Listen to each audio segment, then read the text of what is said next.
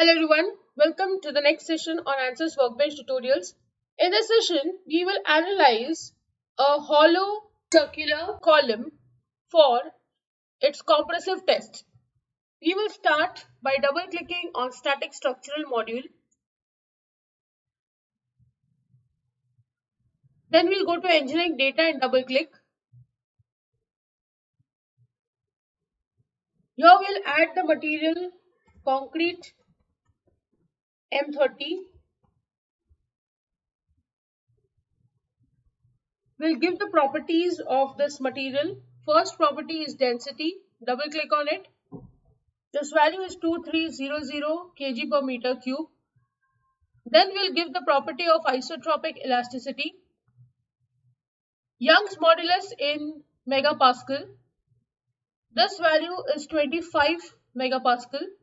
Poisson's ratio is 0.18. Also, we'll give the value of compressive yield strength in megapascal. This is 30. Then we'll go to project and update project. Next, we'll go to geometry and right click. New design modular geometry.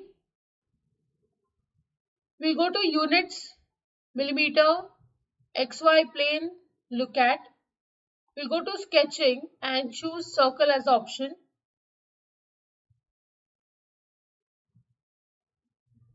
We'll give the dimensions to both of them. The outer one is 500 and the inner one is 480. We'll click on look at again such that we can see this sketch. We'll go to modeling and click on extrude. We will select the sketch 1, apply. The length will be 3 meters. So this is 3000 mm and generate. Now you can see here this is the circular concrete column that we have created of 3 meter length. Then we'll close this. We'll go to model and double click.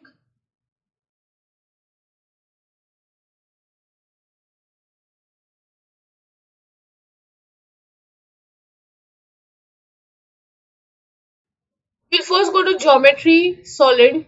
We'll change the material to concrete M30. Then we go to mesh and generate.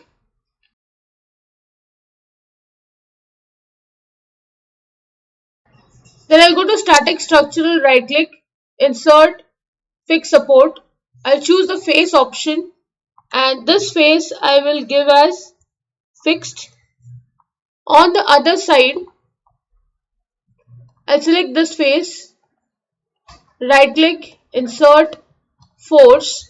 I'll give a compressive force, so I'll change the vector to component and along the z axis this will be of 8 kilonewton, so 8000 newton. Then we'll just make this column vertical. Then I'll go to solution, right click, insert, deformation total. I also want to see the deformation directional along the z axis. Right click, insert, strain equivalent. Also I'll insert the stress equivalent. I'll go to solution and solve.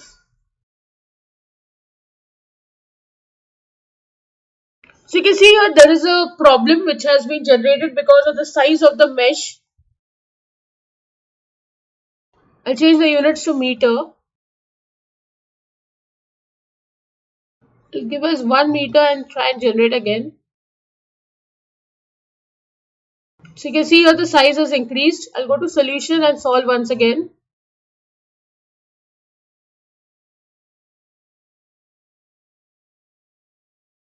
We'll go to total deformation.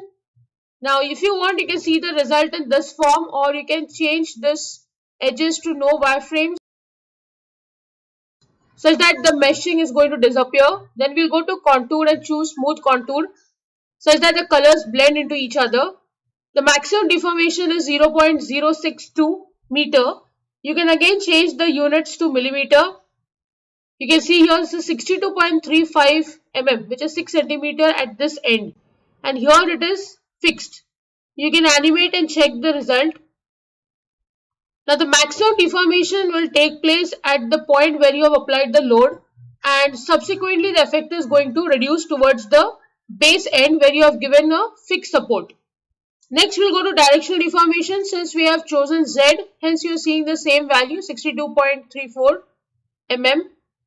Then we'll go to elastic strain. You can see here the maximum elastic strain is 0.022.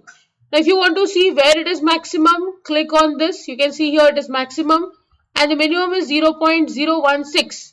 Again click on minimum to see where it is minimum. So here only you can see max and min both. Now this value of strain is quite less. It is 0.022. If you don't want to see this max min, just click on these two options once again and it is going to disappear. Then we'll go to equivalent stress. The maximum stress is 0.566 megapascal. Again you can see where it is max and where it is min. Now this value of stress is 0.56 and we have given compressive yield stress is 30 megapascal. This is just 0.5 megapascal, which means it is quite less. You can now increase the load and you can test on this concrete till you find this value going closer to 30 megapascal where the concrete is going to yield. Till then this value is going to be quite less. Now the value of stress and strain is going to appear where you have applied fixed support. The end where you have given the load, there you can see the deformation, but you cannot see the stress strain here because this end is free to move, so it will not resist, it will give complete deformation. The end which is fixed is resisting and showing the stress and the strain value. Now you can further analyze this by giving different value of forces. This analysis we have done with concrete column which is having hollow section. We have already done the analysis of a solid concrete column which was having 500 mm diameter. You can analyze both of them parallelly and you can see the changes in result. As we know from the subject of strength of material, a column which is hollow will obviously have more strength as compared to the column which is completely solid because of the value of Z, which is the polar modulus. So you can go ahead and check both of them simultaneously and you can see what is the difference in the result. With this, I end the session. I hope you have understood the analysis. If you have any doubt, please write to me in the comment section. Don't forget to like, share and subscribe to the channel. Hit the bell icon for latest video updates. See you in the next session. Thank you.